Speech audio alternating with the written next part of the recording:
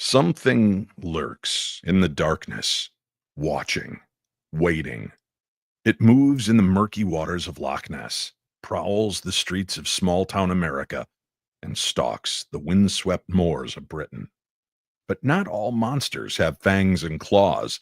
Some wear human faces, their evil seeping through history in the form of curses, hauntings, and possession.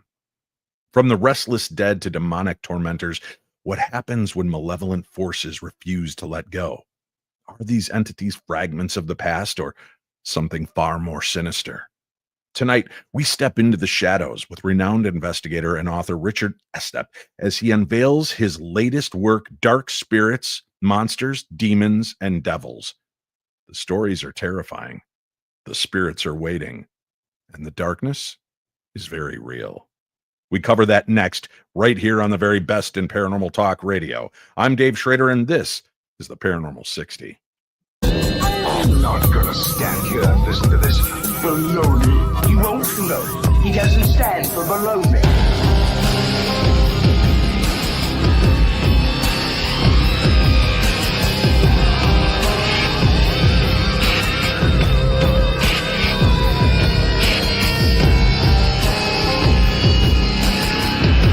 Sounds like a lot of supernatural baloney to me. Supernatural, perhaps. Baloney, perhaps not.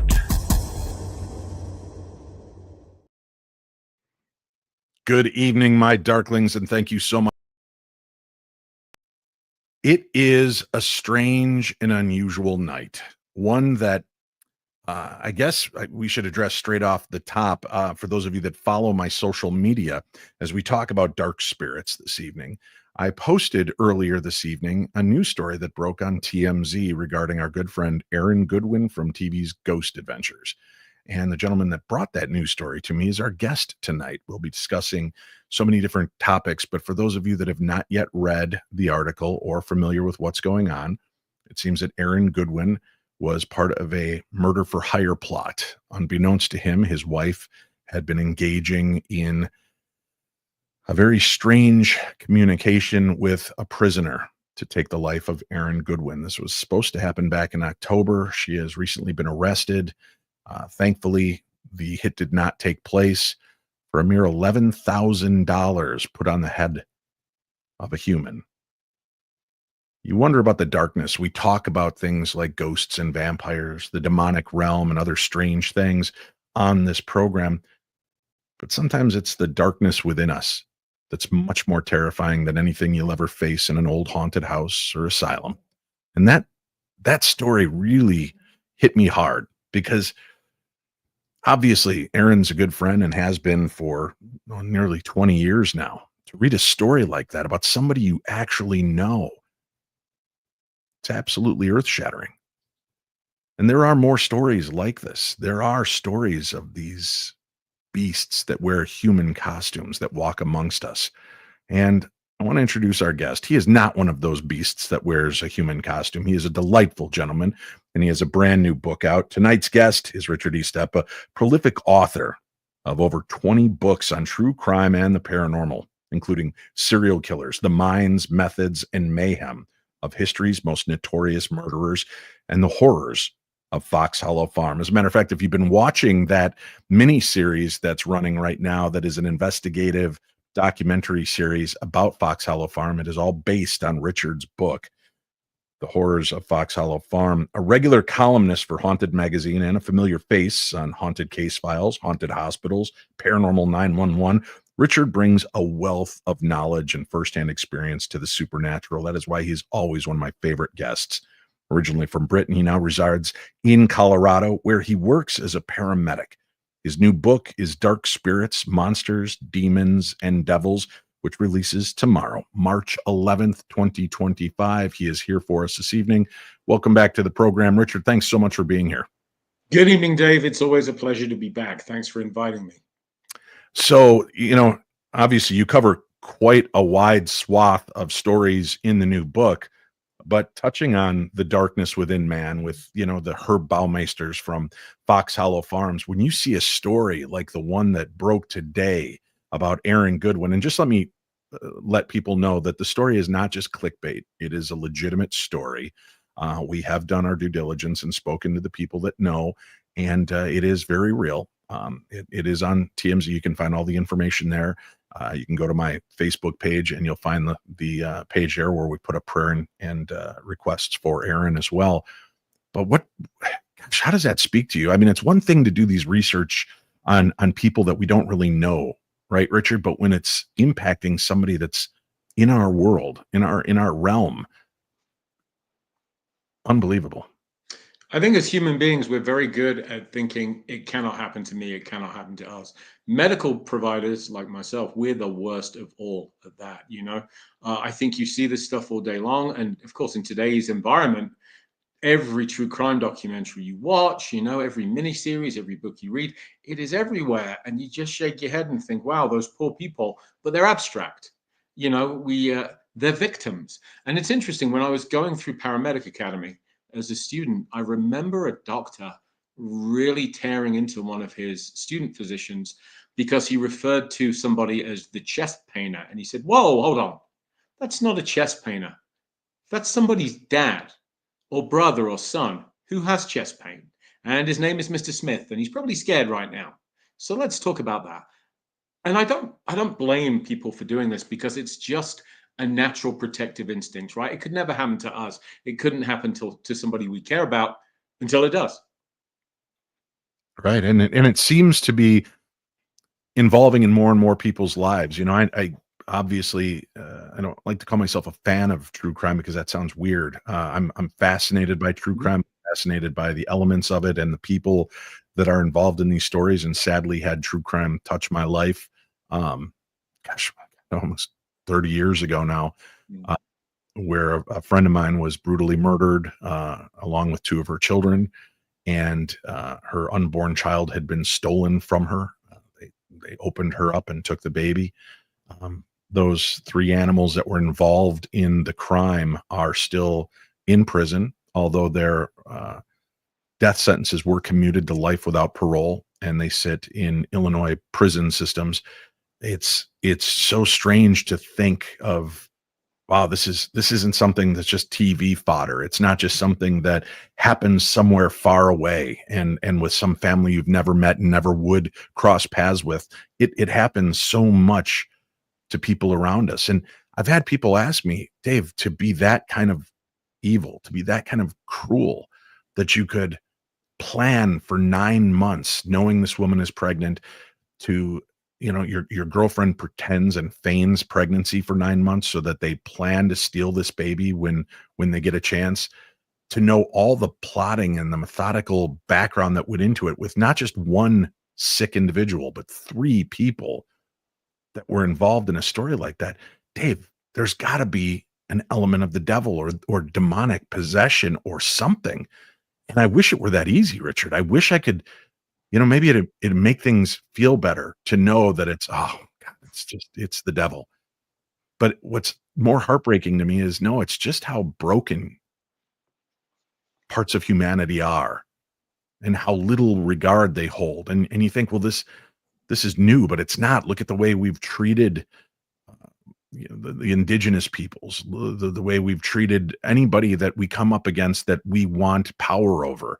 It just seems that we steamroll and don't care. And there's, you know, just unbelievable darkness out there. Do you believe that there's an element of the paranormal that's tied into crimes like Herb Baumeister, or this woman married Aaron Goodwin, or the 3 animals that took my friend and her children's lives? Do you think it's possible that does really exist, or is it more likely just broken and fractured humans? I think if there is an element of that in such things, it should be the very last thing we consider, because it's too easy and it's too convenient. It allows us to sleep more easily at night. You know, the idea that some faceless monster, some evil spirit, some evil entity is responsible is far more palatable to us than the idea that another human being could do this thing. And I've heard it said, I wish I could remember who to attribute the quote to, Dave. I can't, but it's very powerful. I've heard it said that true evil begins when we objectify and depersonalize other human beings. And that speaks to a lack of empathy. And I promise you, I will not bring politics into tonight's show, but it was said by a very influential individual this week that empathy is a bug in Western society, a bug as in a bug in a computer program, an error, a mistake, a problem. When I believe empathy is the heart of the human condition. And you're of this mind, you and I have talked about this extensively. And true evil begins when you can depersonalize another living being to such an extent that you can do these horrific things to them, that you cannot appreciate just how painful or tormenting those acts are. You don't need devils and demons and monsters for that. That's great for the silver screen. I think in the vast, vast majority of these cases, the so-called devil made me do it defense is a cop-out. But then you read quotes like the one that appears in the article today about Aaron Goodwin, right? His wife texting some man who had an illegally smuggled cell phone in his cell, trying to set up this hit on her husband. And again, it's probably part of the way we put it, the spin on it. But the one post is, "Oh, am I horrible for wanting him dead instead of just divorcing him?" And Yes, that's you are. even a question, right? That's even a question is just, I don't know, man. It's a weird part of You know, humanity I don't think I want to understand. I mean, having written several true crime books, having studied the field extensively, sometimes it's a rhetorical question. Sometimes it's a written communication that's, if this is read, she's trying to make herself look. I don't know because all the facts are in. And I'll also say this, that my heart goes out to Aaron Goodwin, and I'm very, very glad he's okay. I also do believe she deserves her day in court before we pass trial by media, which is probably going to be the most unpopular thing I could possibly say tonight. Nonetheless, it's true. But I will say this, evil hides behind a human face far more often than it hides behind a monstrous one, in my opinion. Yeah. Yeah. And I think, you've written a book about the devil and demons and having so many different people kind of weigh in on the perception of evil and demonic realms. And, I was very thankful to be part of that book. And I thank you for involving me in that. But as I look at these kind of stories unfold in the way that people react and treat one another, and it makes me wonder if there ever was such a thing as demons ever, or is it really just us trying to disassociate with that nature of really who we are? And I think we're all guilty at some point in our lives of just being cruel for cruel's sake. We are. But when does it cross that line? I mean, I sit there and I watch and I hear these stories of people doing horrendous things. And man, who hasn't been driving in their car and the jackass next to you keeps cutting you off, and you just, as you're crossing that bridge, think, boy, it'd just be so easy to yank that wheel and knock him right off this bridge. But the difference is you say, ooh, it would be so easy to do it, but you stay steady, stay the course. But to other people, it's just like, no, he's got to go. It's mind-numbing that short exists in humanity. I think, I love the John Wick movies. Love them. And mainly because I love dogs. And any guy that will kill that many people because they harmed his dog, I can get right behind, and that's a very, I think, healthy fantasy, and yet by the same token, people do harm animals every day. It is one of the most vile I don't even want to talk about it because it gets my blood pressure up. But we all recognize it isn't appropriate to take that actual real world step. So I do think that movies and popular culture can be cathartic for us. We get to work our way through those fantasies, You even look at my dog funny and tell her to get off the couch. I would, But in reality, we know reality, right? We know fantasy. But I think we live in a day and age where an increasing number of people are finding it hard to separate fantasy from reality. And I'll say something else that may make me more unpopular. The paranormal field is a minefield for that. There are individuals that are selling you agendas in which, certain monstrous entities or types of creatures will hunt you or terrify you. But for a few easy payments of $49.99, you can take their course and not only be protected, but combat them and be a superhero, right? It's dangerous thinking. And I'm definitely not attacking here the people that go into this in good faith and ask the questions and have the best interests of others at heart.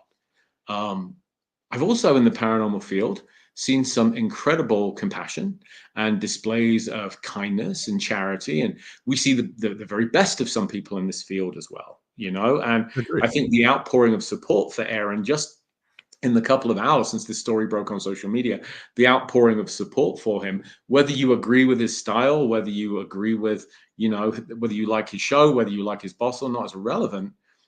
From a bunch of humans to another, we're all very, very glad that he had this, that he escaped, and that's good. That's compassion. You know, that's really the way I see it. So split this hair. I mean, this is where it gets really strange for me, right? You mentioned that, and then I've watched people posting about this story, Mhm. and that line of empathy and compassion is such a straight razor, and it cuts because I will watch people say, "Oh my God, I can't believe that Aaron is such a sweetheart and such a beautiful soul. It should have been Zach." Awful. And right, and you think It shouldn't have in been anybody. one breath, Mhm. you took compassion and empathy and just blew it out. It shouldn't be Mhm. anybody. Nobody should be targeted for death. No. And shame on, and I don't care if I lose listeners. I don't care if I lose followers. Shame on you if your answer is it should have been blah blah blah. You know? It should I have been agree. Hitler. It should have I been somebody Yeah. horrible like that, but it shouldn't have been Zach, and it shouldn't have been David No. or Richard or anybody else. It No. shouldn't have happened, period. No, I agree. And I'm not even going to say however, though my brain wants to. I agree. We live in a day and age, though, when half of this nation feels that way about the other half because they think differently, they see differently, they vote differently. We have very different sets of values, or at least it appears that way. And you and I talked about this when we talked about demons, I think last time. You know, never have we been so at one another's throats. And I think a key element of this is digital communication, so social media. How many of those people putting those comments out there would be in a room with, you know, Mr. Baggins or anybody else, with me, with you, and would say that to their face? I'm willing to bet almost none of them. But it's so easy when you're behind the protection and sometimes anonymity of a keyboard or a phone, isn't it? It Mhm. enables you to be cowardly and to be mean spirited and the worst version of yourself. However, with that said, there is a startling and alarming rise in that lack of decorum and lack of social graces that I've seen grow exponentially. When you think we're in the 21st century, Mhm. we are at a point where we can communicate faster than we've ever been able to. We medically can treat things much faster than, you know, things that were killing people 10 years ago are now nothing. We can handle these medical conditions. We are elevated in so many different ways, but yet humanity still kind of stagnates. And you'd think that we would be evolving to the point where other people's sexuality, religious choices, financial status shouldn't matter. What you see is flesh and blood. What you see is human. And it seems like we've lost that more. And you know, before I used to think maybe that's a fatalist attitude, but now I watch half of America Mm. um, go after people of different beliefs, different sexualities, different lifestyles with vigor, and they do it in person as well. Mhm. There's just I don't know, man. It's a dark time and a dark world. And you know, I'm glad people like you are putting together books that give people insight into stories to show that this is nothing new, but showing how these stories continue. So maybe we can start to learn from what we're seeing now and the stories that you put together in the books like this and other authors so that we can maybe if we start taking note of this, we can consciously make the effort to not be those people anymore. I think that's a wonderful and admirable goal, and it's never been more sorely needed than it is now. I mean, to look on the brighter side for a minute, you know, technology is also a wonderful tool. You see people that are unifying thanks to the ability to communicate like this. You see people that are doing GoFundMe's for individuals that can't pay their healthcare or have had some kind of personal tragedy, you know. So it's a double-edged sword, and it is what we make of it. We just need to choose, all of us, we need to choose to make it more positive. And that's a choice we make not just every day, but many times every day. Right. Right. We're going to talk more about the book. I want to talk about some of the more interesting cases and stories. And I mean, you've got, like I said in the opening, a myriad of tales. It's not just serial killers or, monsters. It's such a wide swath of different topics. I want to know, how do you narrow that down? We'll talk about that. We'll discuss some other things. I'll keep an eye in the chat room as well for questions from our listeners. But before we do that, let's just take a very quick break.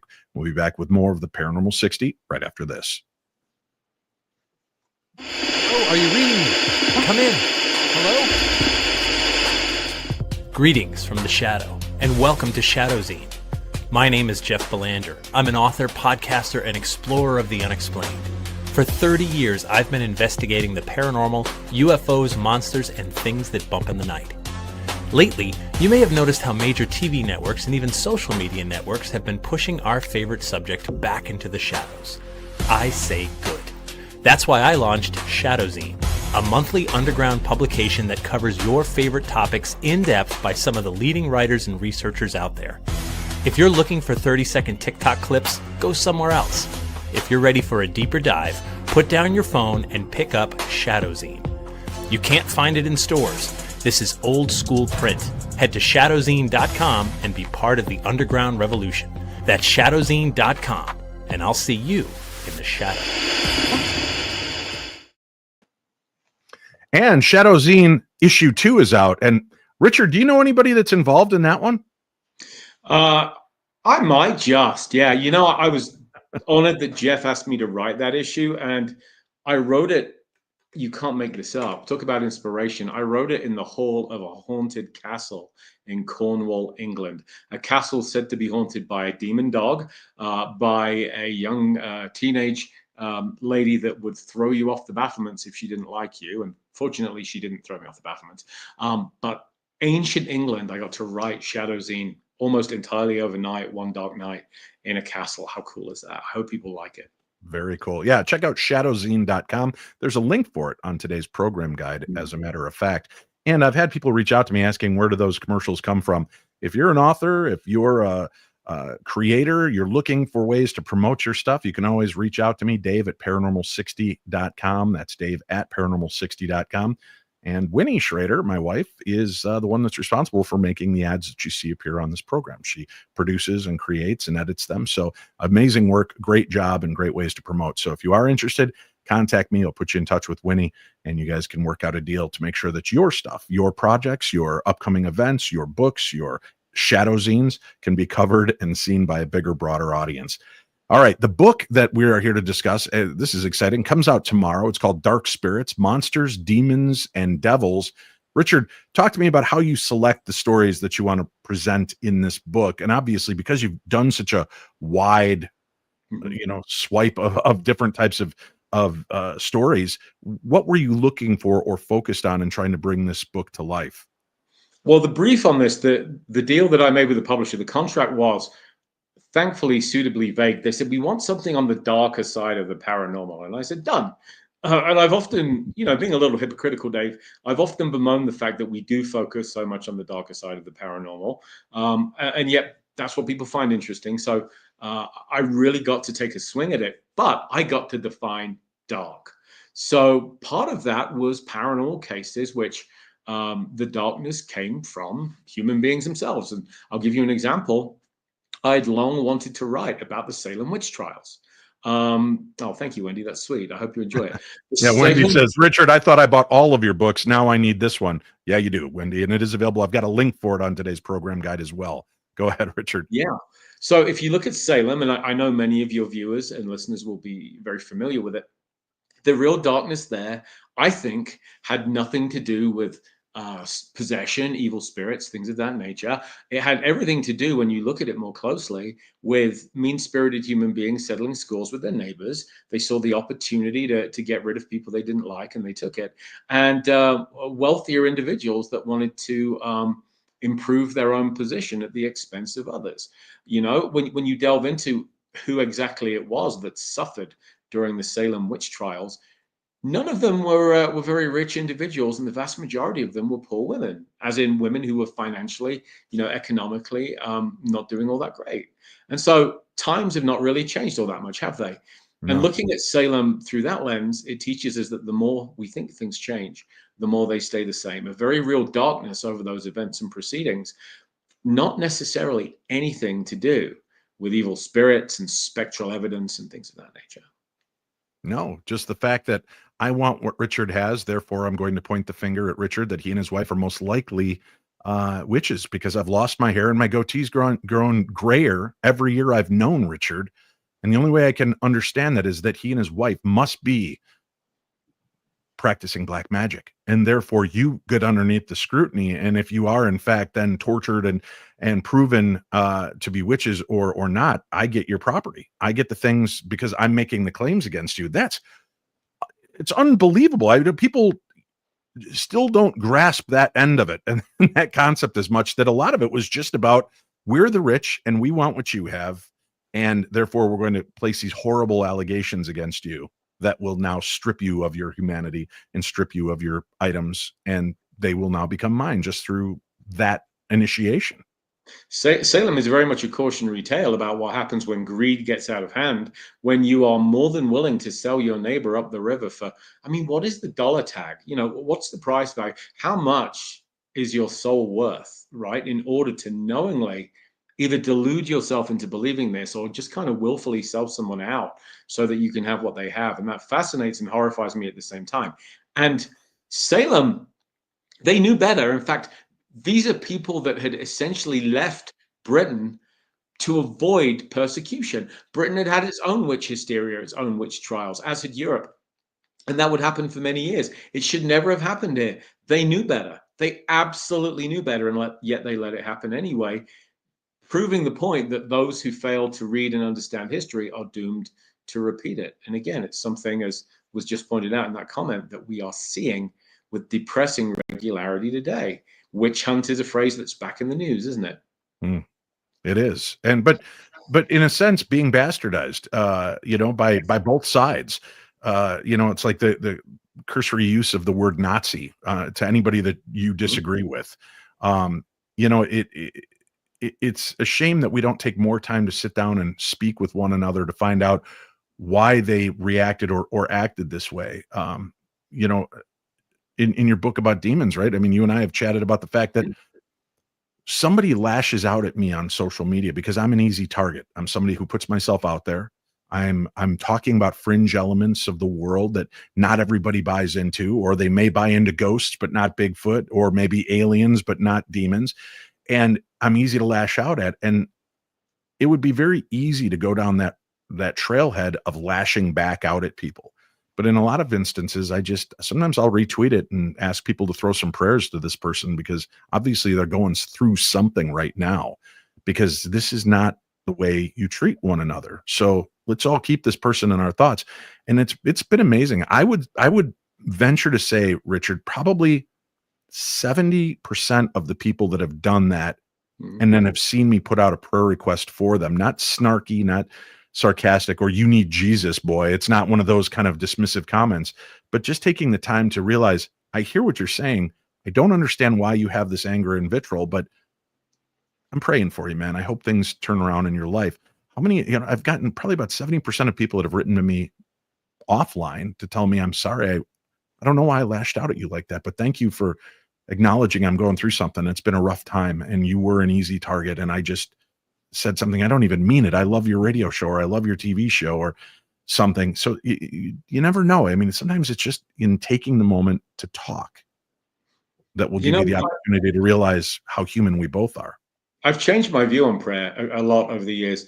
I used to, firstly, as an agnostic, and I used to say atheist, and then my grandmother very intelligently pointed out, hedge your bets, Richard, because God has lightning and Darwin doesn't.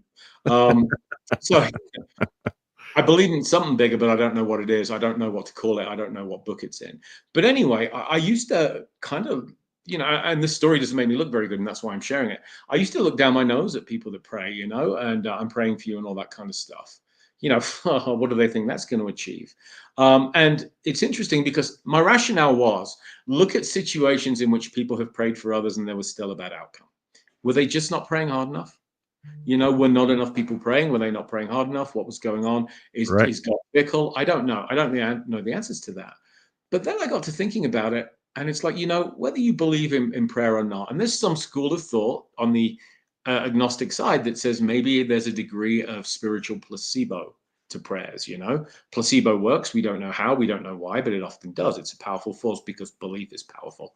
But at the most fundamental level, Dave, when someone says, I'm praying for you, they're expressing well wishes for you. And why would you be churlish enough to dismiss that because it doesn't jibe with your belief system? So 51-year-old me would like to slap 31-year-old me around the head and make that point to him if I could. I do believe, as a caveat, I'm sick of the phrase thoughts and prayers.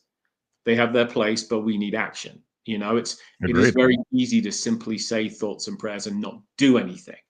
But thoughts and prayers married to action, I think, is a wonderful thing, especially when you have individuals praying for someone they don't know, that are simply hoping, they're asking the universe or some higher power or whatever it is, for clemency, for the well-being of another human being. And however you slice it, whatever belief system that comes from, whatever holy book it does or doesn't accord with, that is a beautiful and sacred thing. So now I'm all for prayer. And I think it's a great starting point. Let's pray, but do stuff. You got to pray just to make it today. I think that was the MC Hammer one-off tune that didn't hit quite as big as You Can't Touch This, but pretty good. Pretty good. Let's talk about some of the other style of cases. And with a look at the paranormal, obviously you've got many different, the devil made me do it, or creature encounters, things that, one side can look at and say, look, there are no such things as ghosts. It's demonic. There are no such things as Bigfoot. They're demonic. There are no such things as aliens. They're demonic. If you believe that strongly about your backing, to me, that means then if you believe in things like angels and demons, there's a big scope between there of things that exist. And why limit your scope to maybe having a life-altering experience by witnessing and seeing the other side of these stories? When you're a hammer, every problem's a nail. And so I hurt my back once. I blew out my L5S1. And so my doctor said, I really think with this blown disc, you're going to need surgery, which is not what anybody wants to hear. And so I talked to another paramedic who said, look, you go to a surgeon, you know what they're going to recommend? Surgery. So go to some other practitioners, get some alternative viewpoints. I tried acupuncture, which amazingly worked temporarily in that my hand hurt more than my back when they stuck the needles in it. But it didn't fix the problem. I tried a chiropractor and things of that nature. I tried several other things, and ultimately the fix was surgery. But it reminded me, sometimes whatever your specialization is, whatever your belief system is, it colors everything you evaluate. You throw it into this mental hopper. So I've seen our good friend Chris Fleming, for example, speaking recently on social media about dark entities, demonic entities, and that's very much Chris's wheelhouse. I find what he has to say fascinating. It doesn't accord with what I believe. And I certainly respect Chris's right to believe it, though. And he talks about it in a very erudite way.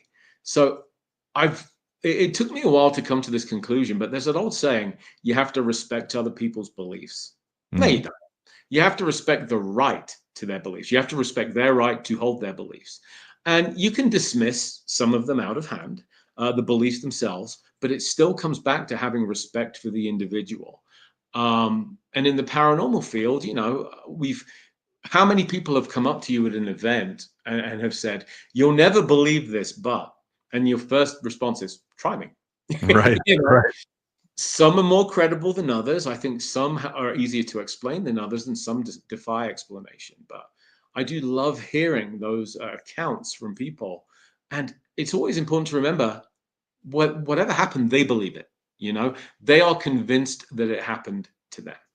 I was looking at, for a book I'm currently working on about cryptids and monsters. There's a place in the UK called Cannock Chase, supposedly one of the UK's most haunted locations. And one researcher has been writing about it and talks about a werewolf encounter. Broad daylight next to a golf course. A werewolf supposedly snatches the daughter of a married couple. They both see it.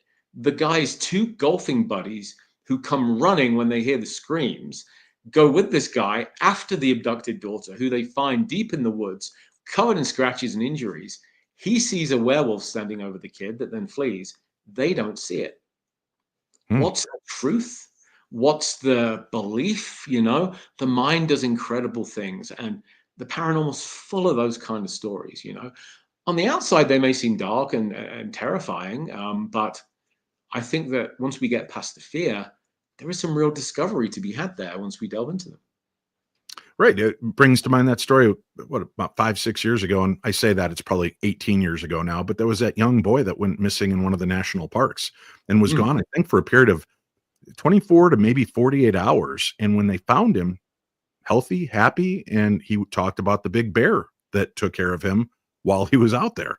You know, some believe it's a Bigfoot, some believe it's a bear. Others believe it might have just been something taking on the guise of something that wouldn't frighten the boy. And, you know, that brings to mind the idea of shapeshifters, which I know you cover in the book as well. What is your take on that? I mean, do you think hearing more and more of these stories of aliens, Bigfoot, alien craft, it seems a lot of these things share this ability to morph, to become something else? And the story with the bear, it's interesting to me. Do we know where Brad and Barry Kling were at the time? I'm going to ask Right. them just to make sure, because they might be flying low under the radar doing their protective Texan thing. Shapeshifters fascinate me. This idea, for example, just going to werewolves and lycanthropes for a minute, the idea that somebody might change with the full moon, physically change form. It's as old as people. You know, this goes back long beyond the ancient Greeks. There have been wolf cults throughout history. Famously, the Norse warriors used to dress in wolf pelts and believed they could channel the spirit of a wolf, and they became, in manner, basically ravening wolves. Right? There was a phrase for it: berserkers.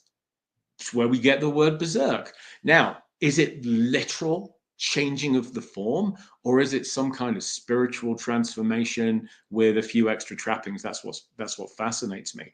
I will tell you that researching another book, I spoke with a wildland firefighter who worked with a native crew of wildland firefighters. She was embedded with them as a medic.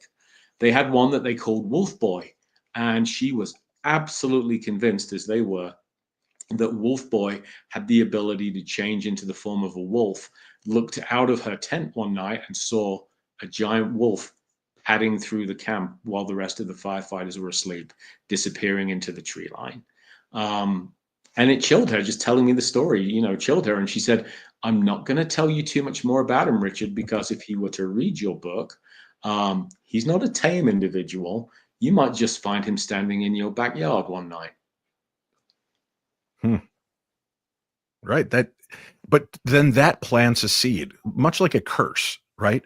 If somebody tells you something like that, and even you may not be a believer, if something starts to go wrong in your life, or you hear something that makes you feel unsettled, it's amazing how we will begin to lean into some of those elements of a situation or a fear to allow those things to start to take control of who you are and what you become. And I say that because I think that some people buy into curses and dark magic and belief systems in such a way that it is a magic. It's not, you know, you mentioned placebo. In a sense, placebo is still a magic because it is something we know has no medicinal good. There's nothing to this sugar pill unless you happen to be a diabetic who's going low. Then it might be good, but otherwise it does have a mental change for people. So the concept that I want to go into battle, and that as Dave Schrader, I don't know that I'm man enough to do this, but if I wear the pelt of the bear and I feel that energy and that connection, it doesn't necessarily mean that the bear is channeling through me or that I have become the bear. But there is still something kind of magical about the element of that, again, that mask of anonymity. It gives you strength to do things that maybe without that cloak, you wouldn't have the courage to try. Very true. And then you think about the historical side of this. So you imagine these Norse raiders that would just descend upon these unsuspecting settlements. And what did those villagers see? these screaming, raging, huge, bulking, wolf-like creatures that were, laying about one another with axes and swords, blood everywhere, screams. That's how I think so many of these stories of these enormous humanoid wolves got into widespread use from the Norse culture down throughout the ages until today. It makes absolute sense. Talking about placebo and curses, I did write a chapter on curses in the book, and I'm of the opinion that a curse really only has as much power over an individual as they choose to give it. And some of them I think are downright distressing and basically inventions. The so-called Curse of the Exorcist, for example, on the movie I'm talking about now, there are still people. Ellen Burstyn, who starred in the movie, talked about, somebody's father died and we had two people. You have a major Hollywood motion picture, statistically people are going to die. I cover the Curse of Superman. The idea that you have one Superman dies of what is believed to be suicide by gunshot, but there are some questions about it. Of course, we have the awful situation with Christopher Reeve. But then you look at the fact that, the majority of men who have played Superman have actually done really well. Ask Henry Cavill how he's doing at the minute. And I also think that How about Kirk Allen, who was the first Superman, Yeah. and portrayed him? He lived a long, healthy life, and when it's people in the entertainment industry, it's easy to think there's something dark and malevolent behind it, but we also forget that a lot of these people live to excess. Yeah, troubled lives. We also forget that Christopher Reeve, as a direct consequence of his paralysis, did an incredible amount of good with not just his foundation, but legal changes. That man's legacy is so much more than blue tights and a red cape, as amazing as that is. So I looked at curses. I looked at things like Lord Carnarvon's curse, the mummy's tomb, and the so-called curse associated with that. The hypothesis that perhaps molds or fungus had been just germinating in the tomb and had infected people. Curses are fascinating. They don't seem to work on you if you don't know you've been cursed. So we come back to belief again, Dave. We're coming kind of full circle. Right. But, then you've got the other side where prayer has worked for people that didn't know that they were being prayed for. Now, you're in the medical industry. It could just be that, well, no, you just weren't as bad off as you thought you were. Right. But then there are people that are walking around today where doctors have come out and said, I have no idea how you survived that. There's no logical sense, no medical reasoning to what just took place. And then you find out later that, people came in and prayed over you while you were unconscious, or, large groups of people were praying for you on Facebook via the Dave Schrader Facebook account. Right. And it has an impact. So I've been one in the past, like you, to say, if you don't really have faith in the curse and you don't allow the curse to become something in you, I don't think it has that impact. But then on the other side, I often wonder if good can be done, how much negativity is thrown to people. And I've watched people that are inherently, there's nothing wrong with them, but I watch that there are people that just dislike them in immense ways, and their lives seem to keep careening out of control. And I don't know that they know they're being cursed in that essence, but it's weird, right? I mean, is it just coincidence? Is it synchronicity? Is it, self fulfillment? You just feel like there's something going on, so everything gets attributed to a curse. But how much is subjective and how much is objective? I say someone that has been cursed with these good looks, and I'd like to thank the boxing ring and the rugby field for giving me these ears and this nose. In all seriousness, I think so much is subjective, And again, with prayer, the problem I have is the vast majority of cases in which people pray wholeheartedly for an individual and the outcome is bad anyway. I don't know, but I will say this: I can't envision a way in which prayer would hurt in any way, shape, or form. So, right. If there's any possibility, it will help. Even as an curses, when you think about the fact people can sense, right? You've sensed when somebody's staring at you from across the room, and you kind of get that vibe, and you turn around and there's somebody just glaring at you, and to me, that's in essence, isn't that kind of like the spark, the germination of a curse? Is if there's some kind of focus energetically, you are picking up on it. How much of that, though, is primarily subconscious cues? I mean, we talk about intuition. How much of intuition is Dave's subconscious? Reading the room, reading a tone of voice, reading some body language, just reading that, 100 subliminal cues. People that are really good at reading others, and you see like criminal profilers and people of that nature, they're picking up a whole range of things that we don't consciously interpret, but they do hit that mental hopper. They do get processed. And I feel like intuition is really just that part of our subconscious that's paying attention in the background and is tapping our conscious mind on the shoulder and saying, hey, you should probably look at this situation because it doesn't feel right.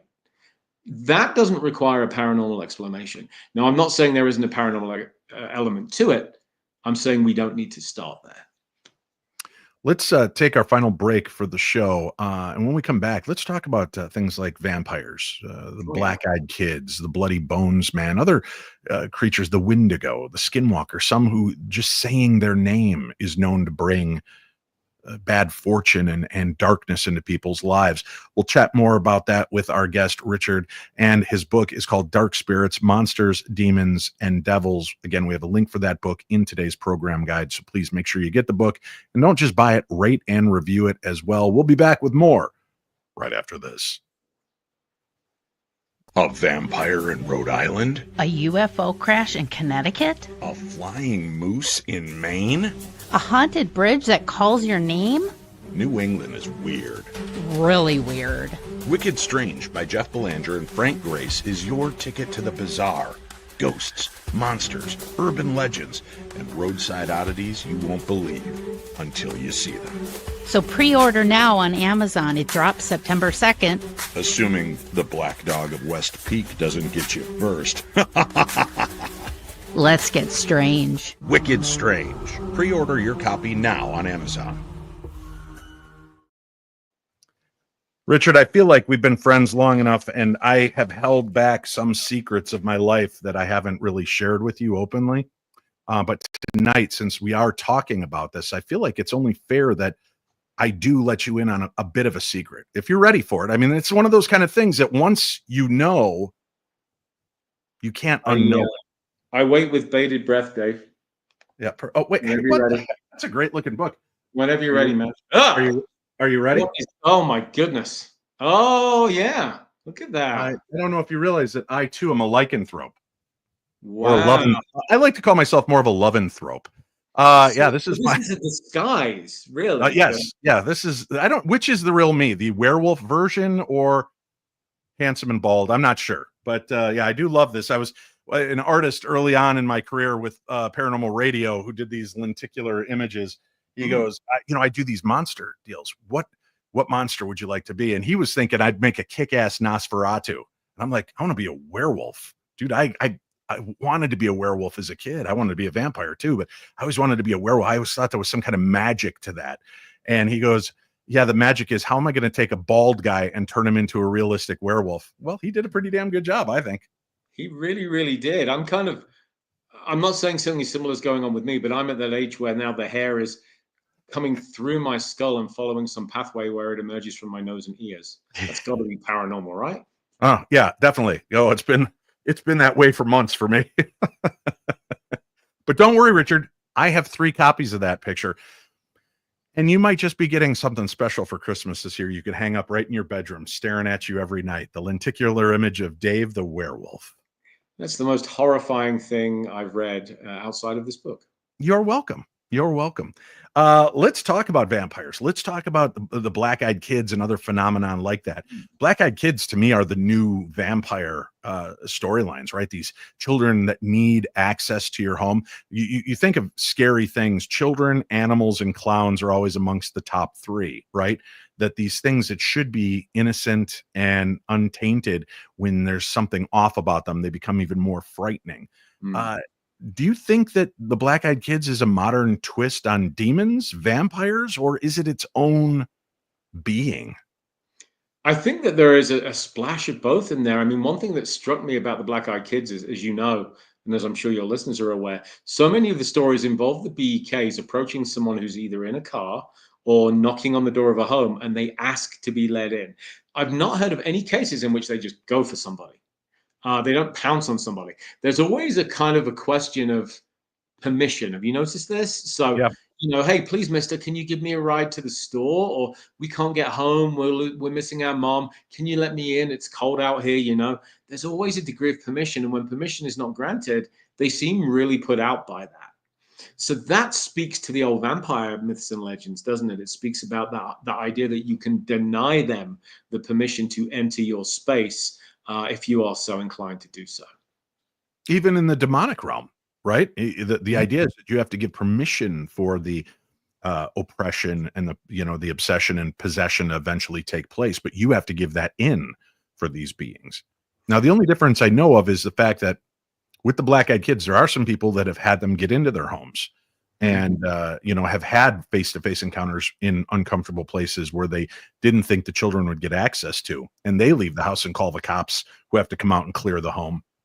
So there is that bit of an unsettling element that seems to transcend the vampiric and demonic ritual of needing permission. Yeah, I think that spiritual protection is something that I never took seriously as when I entered the paranormal field in the mid-90s. Again, with the hubris and arrogance of the young, I used to scoff at that kind of stuff. And boy, did I learn when I brought some negative something home to this house I'm in right now. I had to have a friend who's a Catholic priest come and bless the place, which there's nothing quite like being an agnostic and eating humble pie by asking a Catholic priest friend to come and bless your home, Yeah. But there's that old saying, and I keep coming back to it. If it sounds dumb and it works, it's not dumb.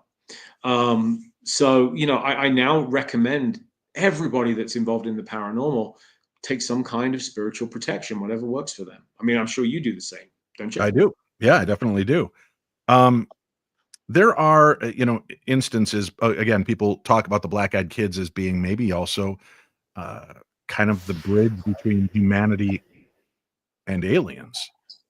What are your thoughts on that? The BEK stories, it really struck me because I just finished a book on Mothman, so I was in Point Pleasant. And of course, Mothman has the Men in Black component to it. The similarities between the BEKs and the Men in Black and Women in Black is they're striking similarities once you pay attention. They both look outwardly human, but the MIBs have these shades on, which we all know, thanks to the Tommy Lee Jones, Will Smith movies, that you often don't see their eyes at all, or their eyes are, if not covered, then these kind of black, soulless eyes. They have expressionless faces and kind of monotone voices, almost as if they're AI or constructs. They might look and move like us, but you think about Data the android in Star Trek The Next Generation, or Spock the Vulcans, things like that. There's that expressionless, emotionless sense of menace, that they evoke. And the MIBs and the BEKs, many of those who encounter them talk about feeling a sense of existential dread without being able to specifically pinpoint why. Yeah, well, as you're describing something that's monotone, kind of just, this almost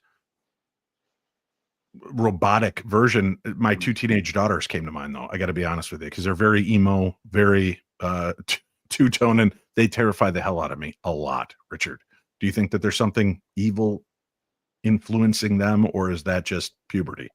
You're the father of teenagers, Dave. You're meant to be terrified perpetually. Yes, and they do their job.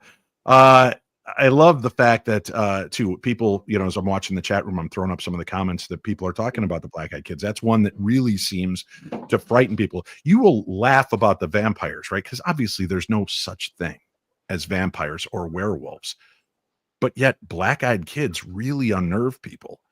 And I think, well, isn't that an interesting aspect to, again, what we allow to influence and change us, what we allow to have control over our minds.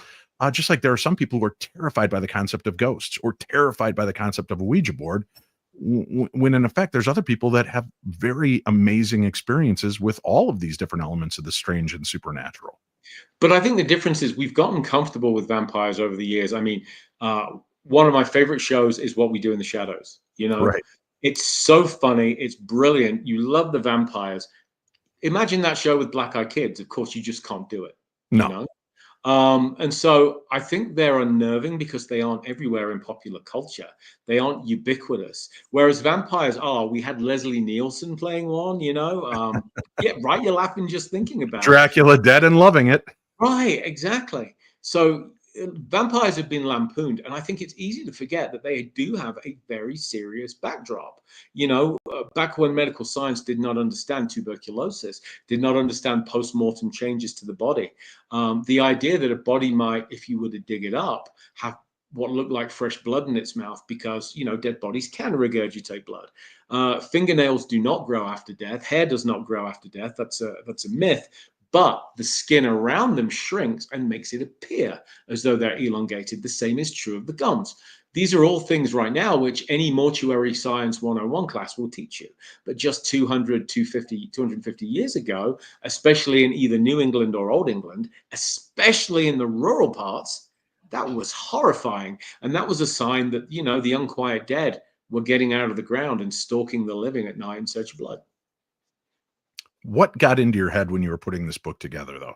What is a story or stories that really did impact you, though? You know, several impacted me in different ways. One that I really wanted to challenge was, I'm a child of the 70s. And when I was a child in the 70s, you know, I grew up getting these kind of treasury paranormal books with various creepy things. And I got one called The Bermuda Triangle by Charles Berlitz. And I'll never forget it. You know, the Bermuda Triangle was terrifying, this part of the world where planes and ships could just disappear because aliens, waterspouts, sea monsters, Atlantis, all of the above, giant tentacle things. So I really wanted to revisit that a little bit. And I did it in a very down-to-earth way. I really looked at the shipping data, the insurance data, to see what it costs to insure shipping going through the Bermuda Triangle. And can you guess what I found? It costs nothing more. Yes, because statistically, the Bermuda Triangle does not exist. And if anything, unfortunately, in this world, money talks. And if Lloyd's of London are happy to insure you for the same price going through the Bermuda Triangle as they are sailing, you know, the Atlantic or wherever, chances are good that the Bermuda Triangle isn't a thing. And so that was kind of destroying one of my childhood, you know, nightmares, if you will. Well, let me help put that nightmare back in perspective for you, Richard, because we do know that money talks. There very well could be something dark and cursed about a place like the Bermuda Triangle, but we still need to go through it. And we don't want to have to pay a premium to pay Dave and Richard that are adventurers that are willing to go through it, but at a much higher price. So if we belittle it and it's stupid, it doesn't exist, you know, we can keep those lanes of transportation open. Yet there are still a lot of very strange missing craft and people that go through that area. You know, I think, though, far more terrifying, not to be a party pooper, but is the number of people that simply disappear every year without triangles of any nature. You know, you began by talking about the Fox Hollow murders, and just to bring it back to something serious for a minute, the most horrifying and dark aspect of that case for me doesn't involve the haunting of that house. It does involve the murders, each one of which was a tragedy, but it involves the fact that those poor men were written off and shunted out of sight and forgotten, primarily because of who they loved. That is the darkest and most horrifying thing about that entire case. And since the show came out, by the way, a tip of the hat to the local coroner in Hamilton County that is actually pushing so hard to identify those men. Over 500 people have come forward to offer samples and help identify some of those missing human remains. And what So you say by samples is DNA samples, so that people, we might be able to start to identify who some of these bodies that Herb Baumeister had on his property might be. And I love that because, you know, we all hear how exploitative television is, and especially crime television. There is this glimmer of hope that those men may now finally get their names back.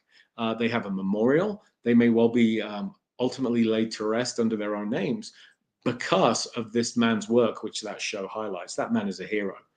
And he's offsetting the darkness which took place in the 90s when an entire subgroup of human beings was just forgotten about.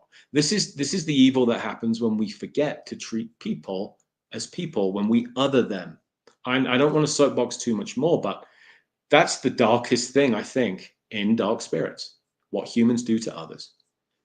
Get the book. It's out and available. For those of you listening right now on the audio podcast version, it's available now.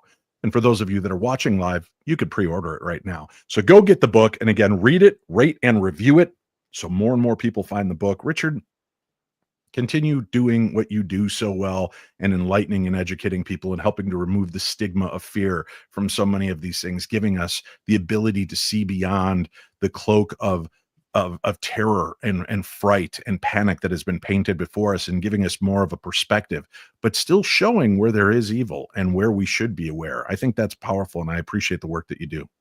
Thank you, Dave. I think we both know we don't want to give up our ghosts. We don't want to give up our monsters and our UFOs. And I do think that brushing aside some of the flim-flam, which they attract like cobwebs, only makes those genuine cases all the more valuable. Agreed. Thank you very much to Richard for joining us here tonight and spending a little time with us. And again, as I mentioned, the book is out and available. Please order it. And tonight we've walked the thin line between legends and nightmares, confronting the creatures that stalk the edges of our reality or beliefs. So whether they rise from the depths or roam forgotten roads or seep into our very souls, the one truth that does remain is that darkness takes many forms and it never truly disappears. A very huge thank you to my guest, Richard Estep, for guiding us through the terrifying pages of dark spirits, monsters, demons, and devils. And the stories may linger, but knowledge is our greatest weapon against the unknown, my friends. May the darkness of this world be just a little brighter with the information that we share here. I'm Dave Schrader, and this has been the Paranormal 60.